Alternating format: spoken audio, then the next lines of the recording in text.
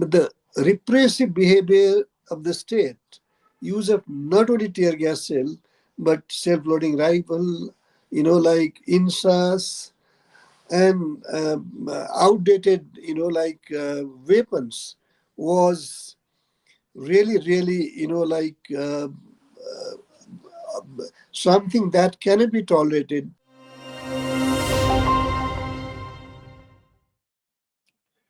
You're watching the gist on Stat News Global.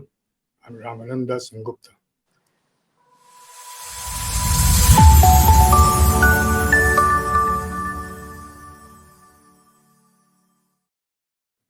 Our very, very special guest today is Mr. Yubaraj Ghimire, editor of deshasanchar.com.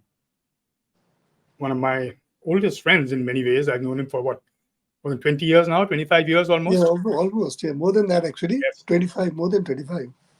Yes. And he's also one of the finest political analysts I've ever come across in all these 25 years.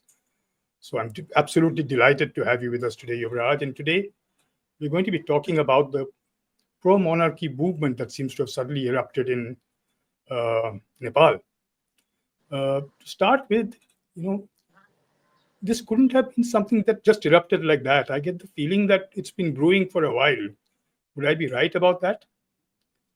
Yeah, you were right. It was, in fact, there was undercurrent of it, but people were too scared when the radical political change took place in 2005, 2006.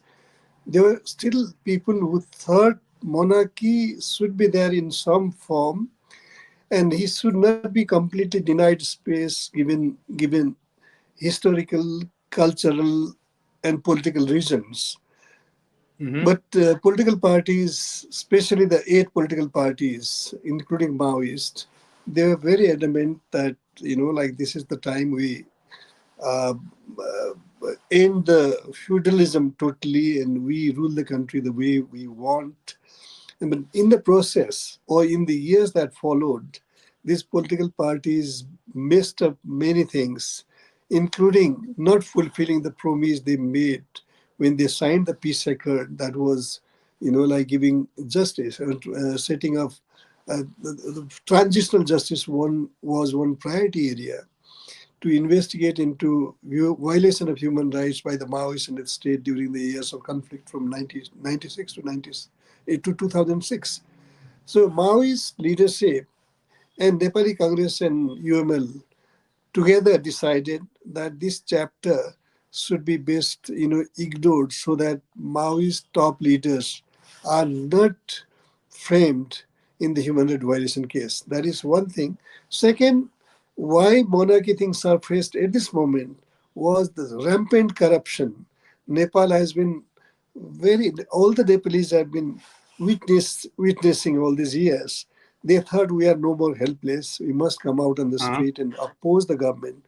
So, along with the movement for restoration of democracy, that this is also a message to the current leaders, without any exception, that they are corrupt and they must be investigated and brought to justice. So there are multiple demands, but then monarchy's restoration is one major issue. Mm-hmm.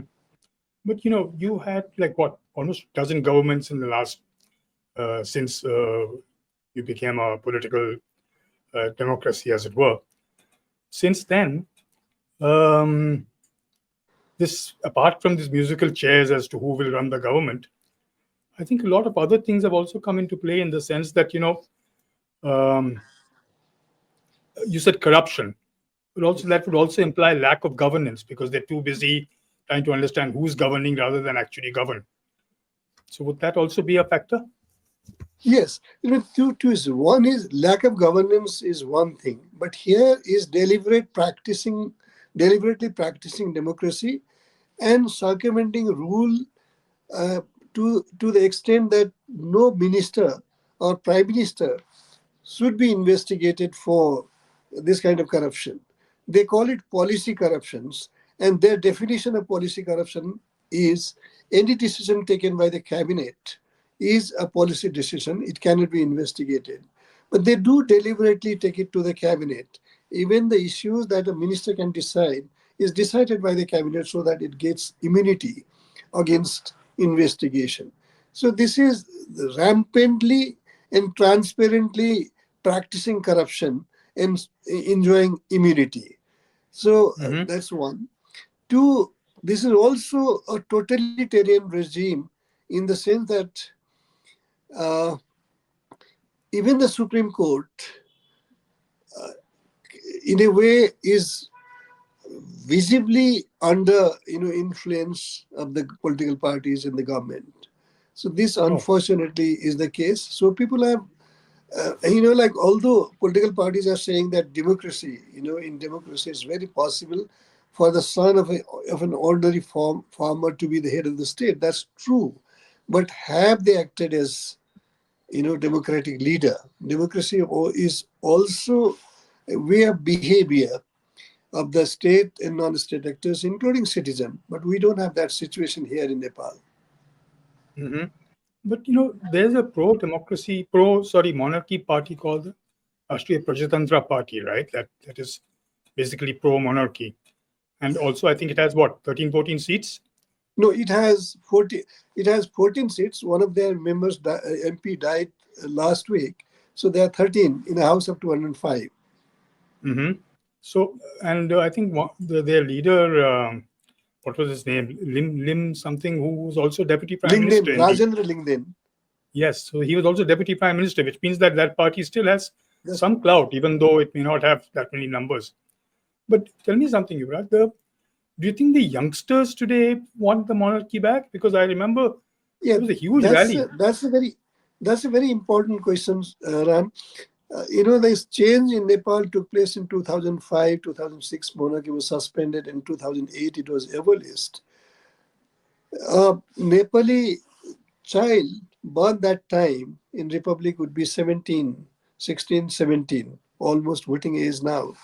They had they seem to have forgotten it, but they're also very keen watcher and observer about how the current regime affects the future of the country and their own future. Now, another reason, I don't know, I may be wrong, but after what has happened in the US, after Trump took over, many Nepalese youths who saw their future secure in the US or Western countries no more have that sense of security. They would want their country secure so that their future is secure. So that is not possible with the current kind of corrupt leaders and regime. So that could be that perhaps is the reason why you see a large number of participation of the youths in these political rallies. That's been Hmm. seen. And other thing is this happened on March 28th when there was huge rally for restoration of the monarchy primarily, but the repressive behavior of the state, use of not only tear gas shell, but self-loading rifle, like INSAS and outdated, weapons was really, really, something that cannot be tolerated. Prime Minister Wali has been trying to, put the entire blame on former King Gyanendra or the organizers, but nobody believes, based on available evidences, it is by the state, this excessive use of force, even without any provocation initially, there was a lot of violence after that, was something that the government had pre-planned because Prime Minister Oli had also given a call to his party's youth workers, Yuva Sangha, militant youth wing, to leap on the, opponents or those who are talking about monarchy. This is the instruction he'd given publicly. Now, I would also want to add one thing about this RPP's strength.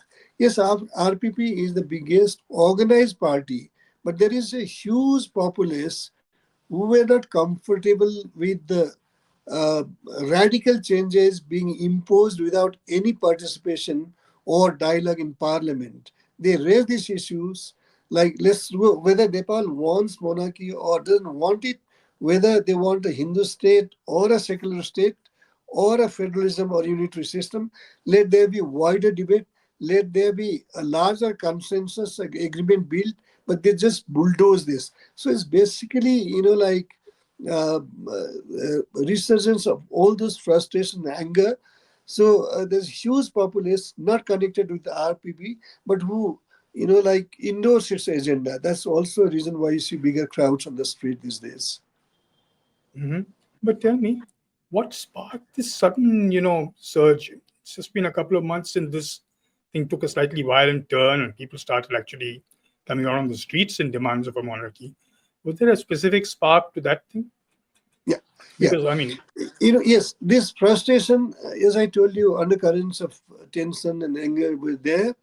On February 18, that was the eve of Democracy Day, the former king issued an appeal to the people that uh, I had quietly abandoned the throne, hoping that people will be happy, there'll be peace, there'll be progress, and all that. But nothing of the sort happened. In fact, I'm pained that was seen, my love and concern for the peace and prosperity of the country was seen as my weakness. One. Two, he said, he basically issued an appeal to the people to support him for peace and prosperity of the country. And he right. also wanted to know from them if there is any sacrifice for the people want him to make.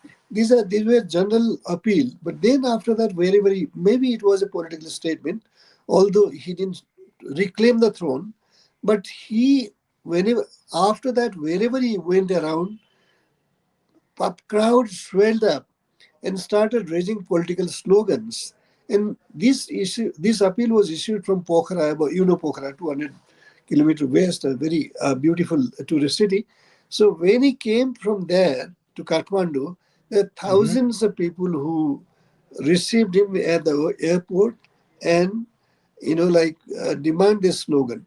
Then like there was faster movements of the events, and a committee was formed by the pro-monarchy elements about starting the movement for restoration of the monarchy. And that's why those committees, they Hmm. keep call, they decided I, their calendar, and that's what is I think I happening remember now. seeing this particular thing about him coming to Kathmandu. And but that's where my question about youngsters came from, because most of the people rallying and greeting him, they were very young people. Yes, that's what I'm saying. There is a crisis in the country, economy is dwindling down. Nepal's passport is getting poor treatment in the like international immigration, this thing. And they would all say maybe we need stability, maybe. And also the fact that these presidents in Nepal, there's the third one, they are behaving like party cadres still. One of the former presidents is considering coming back to active party politics. So this chaotic practice of democracy and normlessness has also annoyed people, and maybe they are thinking that maybe stability we need. Maybe Nepal will gain some kind of prestige and respect in the international community. And third, I told you, their dreamland is not Hmm. that secure for them anymore. So these probably is the reasons why are the reasons why they are like taking part in this. I'm also curious to understand, is the kingdom necessarily synonymous with the Hindu Rashtra? Well, Ram, no. Nepal has a slightly different background.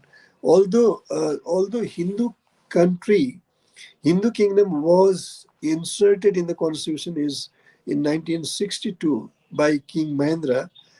Hmm. Nepal's not even domestic politics, even in diplomacy. You were an expert on that. Like Nepal signed the Treaty of Sugauli in 1815, 1816. And there two clauses are when they decided, British East India Company in Nepal decided to raise 10 regiments of Gorkhas two clauses will amplify that. One, the Gorkhas would not raise arms against any unarmed Hindu. So basically, they derive this from a Ramayana, Mahabharata type war principle. You Right. fight between the equals. Second is, you won't raise arms against women. Because this three birth is prohibited in Hindu war practices. And so what I'm saying is these practices are there. And Nepal, despite being a Hindu country, even the Westerners books and their magazines would project Nepal is the most accommodative and tolerant society where they would respect each other's faith. The caste bond were not very rigid, they are very flexible. Interfaith and intercaste marriages were readily accepted and all that. So, this is what it was. What I'm saying is, secularism would have been better, but also we don't know. But that debate was not allowed. What happened was simply the House met and the speaker announced that from today Nepal would be a secular country. Nobody knows what it means. Nobody knows what's the interrelationship between the state and the religion, or the right of citizen, like to practice that. Nobody knows anything. There is no one common understanding about what makes secular Nepal different from Hindu Nepal. Hmm. But tell me something. Let's assume that for whatever reason, tomorrow there was a decision made that okay, we will go back to the monarchy. Is that possible still legally, given that you have a constitution and a whole bunch of other things? Won't you have to like sort of go through an entire I know. reprogramming of the whole political system? Nepal has very unusual track record. In the past 7 decades, it has seen seven constitutions come and go. That's So true. the reason being, every regime or prime minister, you mentioned right at the beginning with the instability of political governments. Any prime minister or regime failing to deliver would not take the accountability for that. They would blame the constitution and the system, and they will Hmm. change the constitution. The same might happen again, who knows? But the point is, like, yes, there is movement for restoration of the monarchy, but the better way to solve it would be to have the dialogue between two sides and decide what it would best course for the country. But the point is, in the past 17 years of change, only three parties, except 11 month, period when Chief Justice, the sitting Chief Justice, headed the government, a coalition government, coalition with four political parties. I mean, even that principle of separation of power has been given a go by in Nepal. And second is like now, in that, minus that Chief Justice, all the governments are headed by three parties, one after Maoist, Emale, and Nepali Congress. And in the past 10 years, after the constitution was promulgated, only three people of the three parties, Prachanda, Oli, and Deuba, they are rotating in the chief executive's post. I know And it's like a they musical they chairs have they're playing. they have only earned the image of being one being more corrupt than the predecessor, failed to deliver. Now they know that if the regime collapses, if they are out of the government, maybe they have to face trial also. But more than that, what is necessary is, if there is a huge demand, like for restoration of the monarchy, and they must be ready to go for the dialogue. But Oli is totally suppressing it using the force. Army was called out for the first time after this constitution was promulgated, and Sherbahadur Deuba and Prachanda are supporting that. They are demanding that the former king must be arrested, his passport annulled, and but they are not thinking in terms of beginning the dialogue, which I think is the only way that will be acceptable to the people. Your foreign minister was here, Arzu Rana Deoba, for the Raisina dialogue. And I was there, and she actually almost directly accused India of interfering in Nepali politics and things like that, which Jaishankar, of course, refused. But separately, what I've been hearing from people here is that, Nepali politicians come to us and ask us to engage. And when we do engage, we are accused of interference. So we are caught in a bit of a dilemma. We were accused of India was accused of interfering in the constitutional thing, that Madheshi thing that happened earlier. We were actually, I think, also accused of having brought down the monarchy at one point. And now I believe, there are posters of some, this, I think, this royal party has got posters with the UP chief minister. So they're saying, oh, look, there's an Indian connection. So India wants the monarchy back. So what is the actual situation, or what is the, not, I wouldn't say actual Ram, situation because yeah, that's difficult. What is the Ram, feeling on it's the a very, ground? yeah, it's a very complex. Nepal and India's relations are multifaceted. Open border, integrated geography, culture, history, people-to-people relations, intermarriages. Although it's now expanding, these are, and there is also kind of religious. This thing I told you, because you mentioned Yogi Adityanath. Nepal, when the monarchy was there, Guru Gorakhnath was a presiding deity. And even the currency would carry his, like Jai Gorakh, Jai Bhavani, and kind of this thing. What happened that day was there was one, we really don't know, there was one poster which was out of thousands and maybe in lakhs posters. And that was detected, identified, and but Nepal's former king went to Lucknow, like maybe end of January, and then end of February maybe. Then after that, he went to Gorakhpur. Mm-hmm. The explanation of that was basically in Gorakhnath, because Shah dynasty feels Gorakhnath is their presiding deity, to take the blessing. So Lucknow being the seat of politics, he went to Gorakhpur. And but Arju, I don't. I'm surprised that Arju Rana Deuba blamed India, because see, India also plays favorite. But I won't. I won't. I would only say that, like in 2005-6 political change, India did, admittedly, Pranab Mukherjee has written in that book, Sam Saran has written in that book, they brought the Maoist, a force they call, they, they, they brought the Maoist, the force they called terrorist, and 7 political parties together to have the monarchy removed. So Mm-hmm. that interference, I think, cost very heavily to India and also Nepal, because the instability began after that. And India, rightly, I mean, like in 87, Sri Lanka, that India started getting blamed for that. Yes, Right. India is not interfering at the moment, as I mean, visibly, as it was visible then.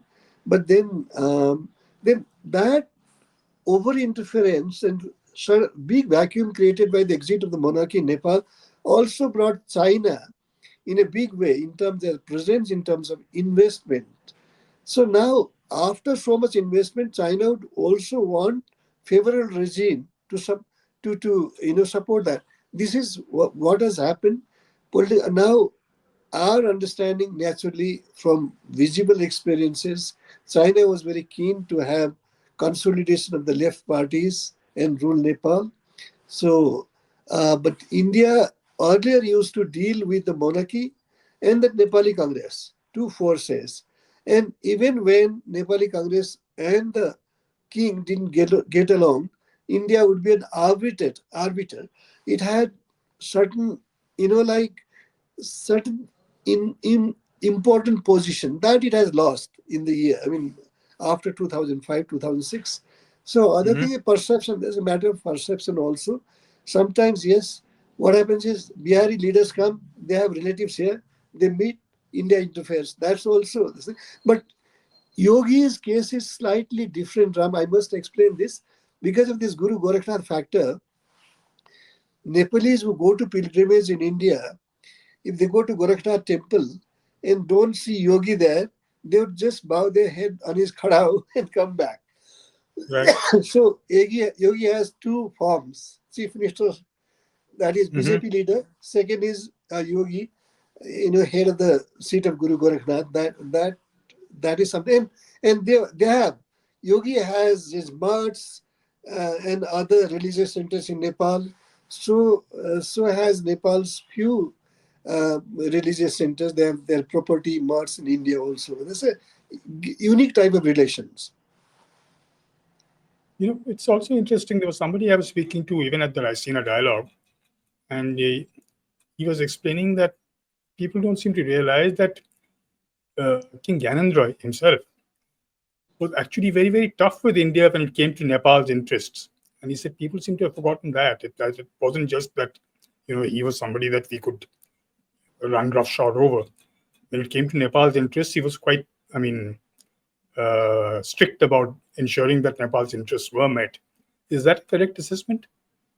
Like King Mahendra's rule was full of problems in the sense that Hmm. like he succeeded in a very difficult and tragic Right. incident, Yes, of royal course. massacre. Then it was Maoist insurgency. 17,000 people had lost their lives.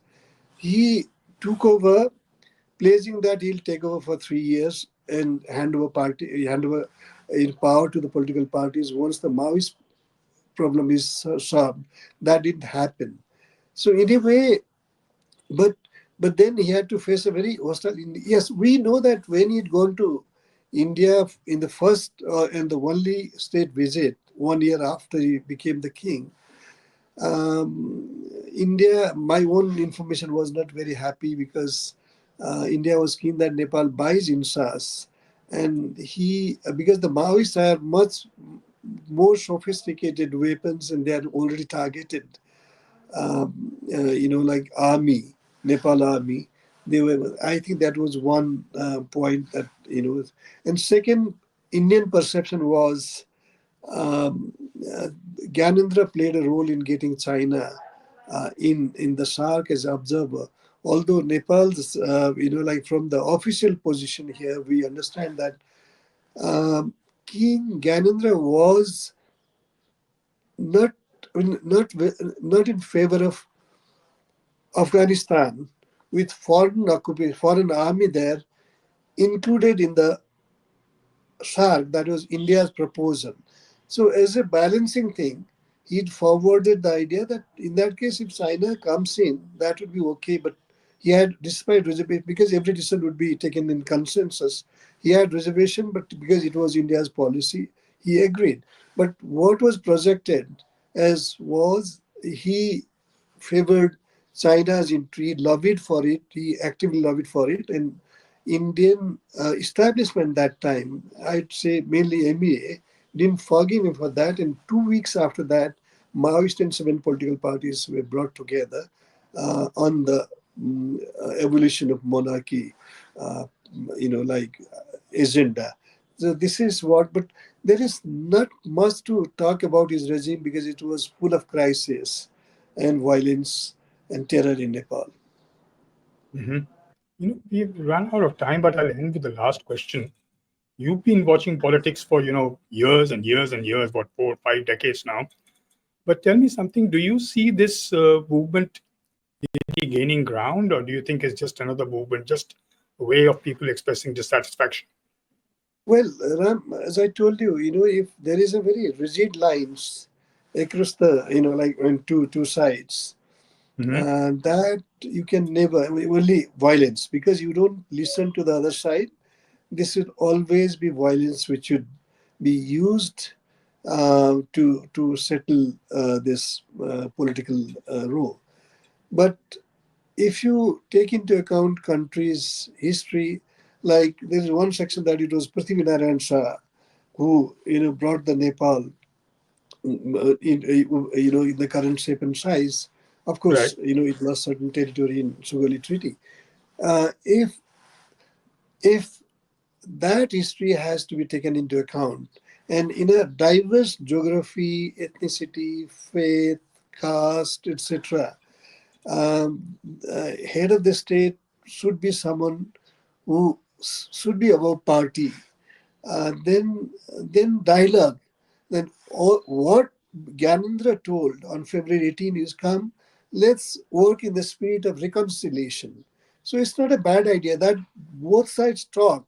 Supposing Right. King is convinced tomorrow that 21st century Nepal doesn't need a monarchy, issue Hmm. settled. But the point is, if you exclude one force that is not only, I mean, that has been there right from the beginning of Nepal, there's also, today also, monarchy enjoys a lot of space, cultural space, because predominantly Hindu and Buddhist Tantra cult, their monarchy is still, present in their mind and in their daily life. So this is something that the Constituent Assembly should have discussed. But they moved a resolution even before the government was formed that monarchy is gone, and they clapped, it's over. You cannot dispense the 250-year or more older history that way. That's why it's backfiring and people are turning towards the monarchy. Hmm. On that note, I mean, I'm sorry, but we have to close this particular interview. I do look forward to having you with us again, and preferably in better times for both Nepal and, in fact, the rest of the world. The whole world seems to be in a mess today. I Yeah. mean, all over the place.